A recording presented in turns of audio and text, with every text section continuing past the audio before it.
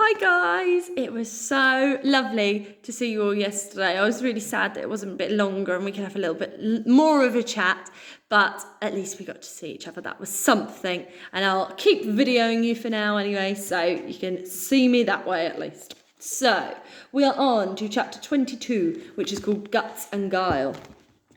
G.I. Joe hurried east, swaying his head from side to side, scanning the earth below for signs of Henri and Léon.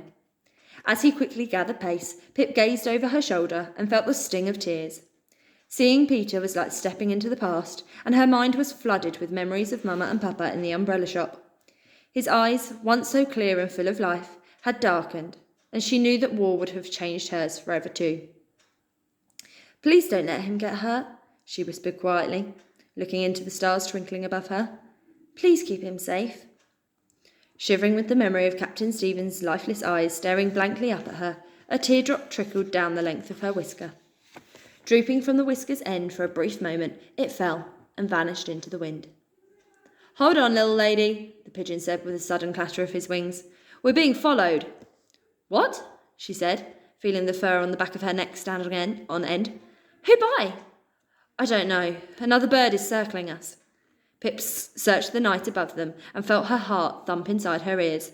Sure enough, a bigger bird was matching G.I. Joe's speed through the night alongside them. "It's coming for us!" she cried in alarm, watching the bigger bird's broad black wings storm through the air towards them. "Hurry, G.I.!" The pigeon bowed his head and swiftly dived through the sky. "Faster, G.I.!" she urged, seeing the bigger bird plunge through the air after them. "It's gaining on us!"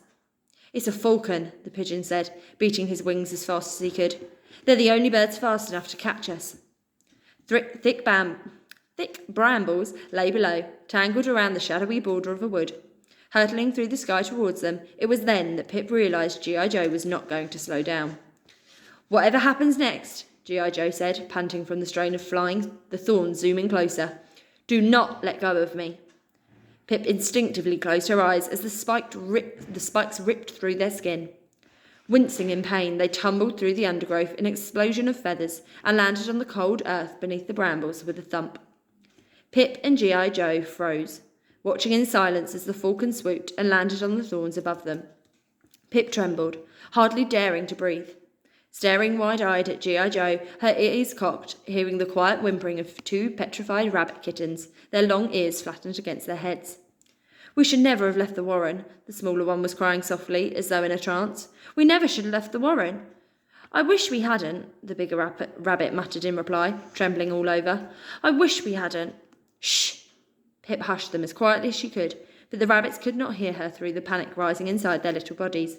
"Be quiet! It will hear you!" Curling its black head through the roof of the brambles, the falcon screeched in delight, its black eyes widening at the sight of prey below. "It's coming for us!" the smaller rabbit gasped in horror, watching it tear away the thin tangled bramble branches above them with its strong yellow talons. "What do we do?" Pip looked up and shuddered, seeing how quickly the falcon was digging through the thorns. "We need to find a way out of here," she squeaked, scrambling under the thicket with G.I. Joe. But a wall of thorns surrounded them on all sides. "G.I., you could never fit through," she said desperately, staring at the small gaps between the thorns and feeling despair tighten her chest. "Maybe I could squeeze, though, and distract it for long enough for you to fly out." "The brambles are too thick above us as well," he said, looking up into the tangle of spiky branches rapidly being pulled away by the falcon. "I can't get the speed I need to push through them and fly away. Besides, the cover in the woodland is no better than we have here." "Then we're trapped." "We must run," the bigger rabbit cried, its eyes flitting from side to side in terror. It hopped with its friends to the edge of the thorns. "It's going to kill us." "Stop," Pip said. "It wants us to run. If G.I. Joe can't fly out of here, neither can it. Without these brambles, we are out in the open, and then we stand no chance against it. We must wait for it to tire and give up." "But it's coming," the smaller rabbit whimpered, as shredded brambles rained from above. A strange sound rumbled, growing louder as it approached through nearby trees. Hearing it, the falcon turned its head and cawed, its feathers ruffling furiously all over its body. With a bloodthirsty screech, a flash of brown speckled feathers launched headlong into the falcon, tumbling it to the earth on its back. "It's Léon!" Pip cried, watching the eagle pin the falcon to the ground with his sharp golden talons. You get him, G.I. Joe cooed, aggressively plumping his chest feathers. The falcon flapped its wings, trying to detach Leon's vicious grip upon its white speckled chest. But the eagle was stronger, and closed his claws tightly together. Cawing with pain, the falcon lurched its hooked beak upwards and snapped at the eagle's throat. Swerving his upper body out of harm's way, Leon's golden eyes narrowed. With a fearful cry, he leaped forward. Gasping in horror, Pip turned away. Stumbling backwards, she immediately yelped in alarm as the brambles in front of her were lifted away. Henri! Pip cried, delighted to see the stag's handsome face meet hers, peering under a crown of thorns heaved from the ground by his antlers. Get out of there! He bellowed. Run! The bigger rabbit cried to its friend, watching the blood drip from the eagle's beak in terror. Hurry, before it sees us! Wait, it's okay, Pip said. He won't hurt you, he's our friend. It was too late. The rabbits bolted from the brambles, racing in a desperate zigzag between the stag's legs. Watching their little white fluffy tails flee into the shadowy woodland beyond, Pip hoped they would get home safely, just as a loud explosion rocked the earth. Cowering in alarm, Pip and her friends watched the rabbits disappear in a terrible blast of dirt, bursting upwards from the ground. Those poor rabbits, she cried, wide-eyed with fear. What was that? Landmines. Small bombs buried in the ground, Leon said, his wings hunching around his head in surprise. There could be humans nearby. Suddenly, a large bright beam of light flashed into the gloom, shining through the trees like a furious eye staring into the night. Take cover! G.I. Joe squawked. Henri! Pip cried, diving behind the thorns with the eagle and the pigeon. But the stag hesitated, struggling to see a place big enough for him to hide. Behind him, the cold glow of the light crept over his tail. Watch out! Leaping behind the bramble bush, Henri cowered on his stomach as a nearby tree splintered with a deep bullet hole. What was das? An angry man's voice said from the direction of the house, standing in the gloom beyond.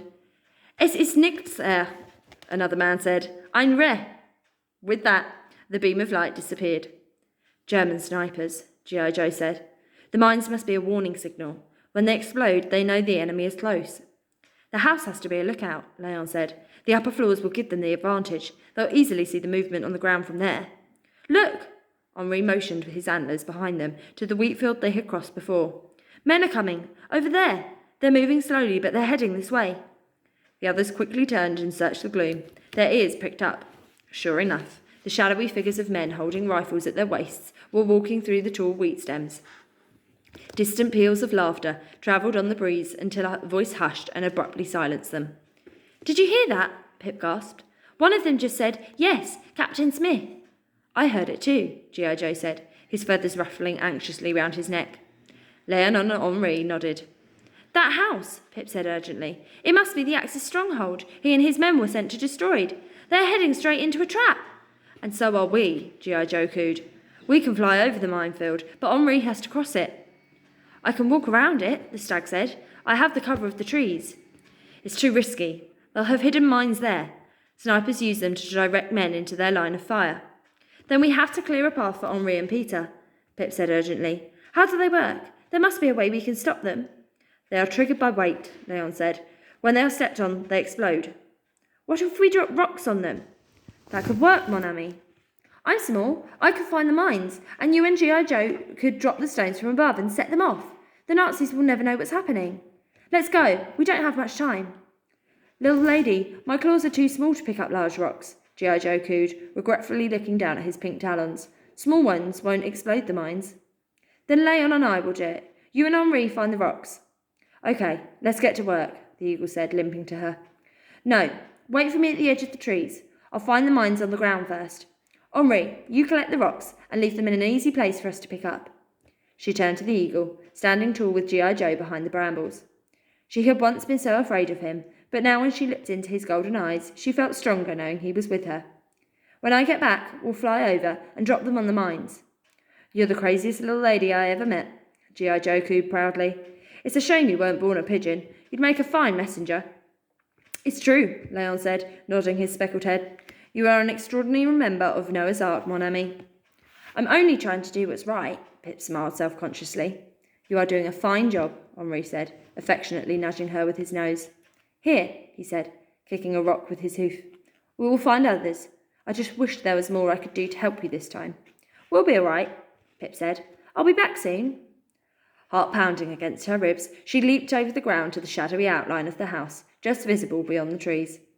Leaving the cover of the woodland behind her, Pip's fur tinged warily in the open air, listening to tall trees creaking in the gloom. The grey stone house seemed abandoned, standing in a small clearing ahead, surrounded on all sides by the wood.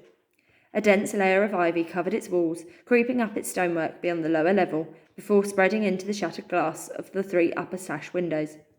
Searching through blades of grass, she saw them, unnatural metal discs bulging out of the earth. Swiftly scampering across the clearing, stopping each time she came to a mine, and darting round it, Pip found 4 buried along the wooded borders of the grass to the left and right of the house. Hurrying back to G.I. Joe, Leon and Henri, she found them watching her from the cover of the trees. "You were right, G.I. Joe," she said, breathlessly coming to a stop at the stag's hooves. "The only mines I saw are near the trees to each side of the house. There are none in front of or behind it." "How many are there?" G.I. Joe cooed. "2 on each side, so we'll need 4 rocks." "It's possible there'll be more hidden in the undergrowth, Henri," Leon said gravely. "Be sure only to run where the mines have exploded." "Don't worry about me," Henri said, pointing his antlers to a nearby pile of stones they had made while Pip was away. "Hurry, both of you. The men cannot be far, and sunrise will not wait for us to arrive in the fir forest." "I can carry 2 at a time," Leon said with a nod, dipping his upper body low to the ground. "Come on, Pip, climb on my back." "We'll keep you in sight," G.I. Joe cooed, watching her clamber up the eagle's wing to sit behind his neck. "We'll see you soon," Pip said with a determined smile, trying to ignore the nerves fluttering in her stomach. "Let's go." Leon bent his knees and jumped smoothly, lifting them into the air with broad wings. Pip's mouth fell open in awe as he swiftly arched upwards, silently grazing the tips of the treetops. Diving back down to earth and hovering above the pile of rocks, he snapped one in each talon before powerfully climbing into the sky once more.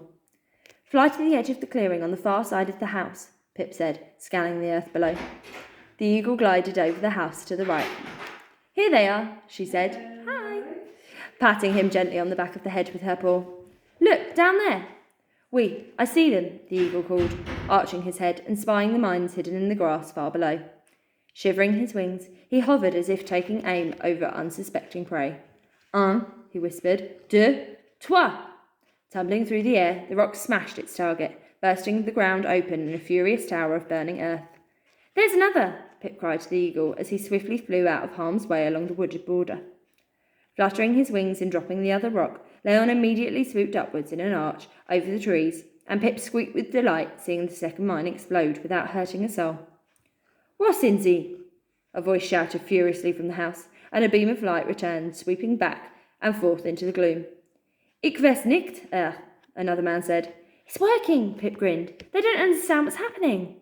"C'est formidable," Leon said, racing back to Henri, standing deep in the thicket with G.I. Joe peering out into the clearing from his antlers. Diving down to the pile of stones, the eagle grasped 2 more rocks in his talons and soared back into the sky. There's a picture of them dropping the rocks.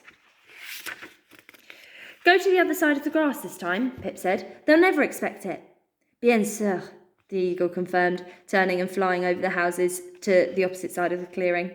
"There," she said, spying the pair of mines hidden in the grass along the border of the trees. "Do you see them?" "Oui." The eagle hovered as he did before, aiming the stone above the metal disc, glinting unnaturally in the moonlit grass. Dropping it, he swiftly flew to the next mine and let go of the other rock. But as he curved upwards to fly out of harm's way, only one explosion blasted from the ground. Instantly, the beam of light swerved in its direction. "Ah," Leon cursed. "I missed it." "Hurry," Pip said firmly. "We need to try again." "Finden Sie!" the angry voice shouted. "Ja, At that moment, the light climbed from the ground and searched the trees above. The fur on the back of Pip's neck stood on end as she saw herself and Leon glow under the cold white stare of the beam.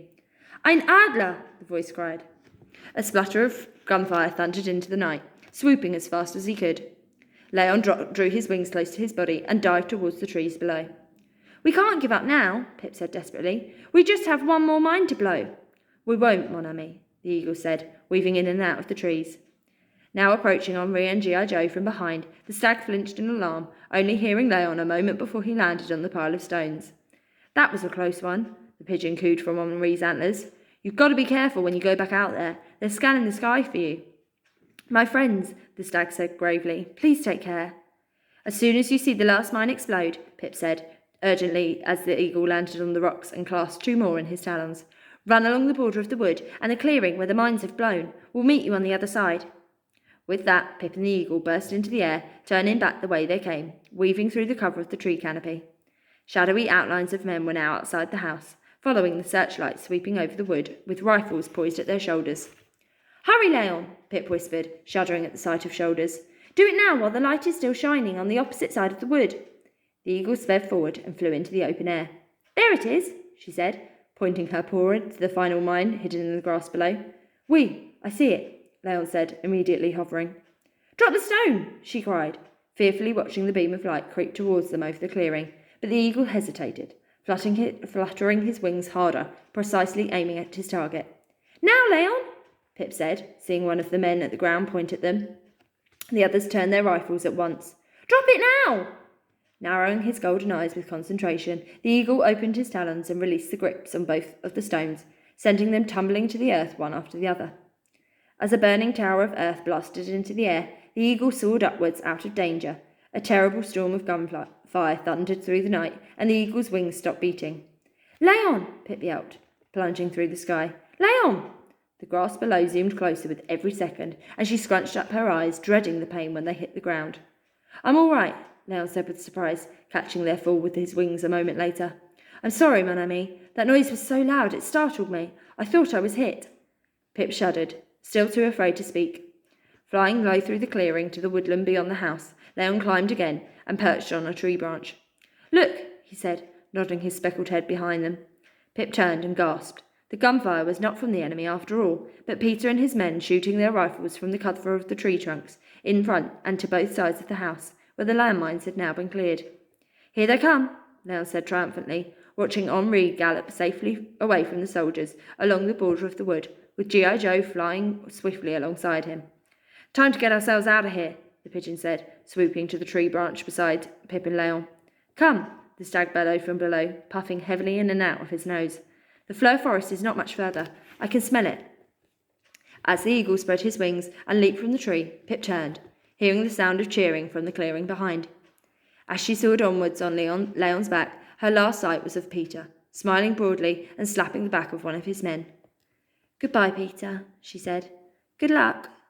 Watching him until he disappeared into the darkness, she looked into the sky ahead, brightening with the first violet hues of sunrise.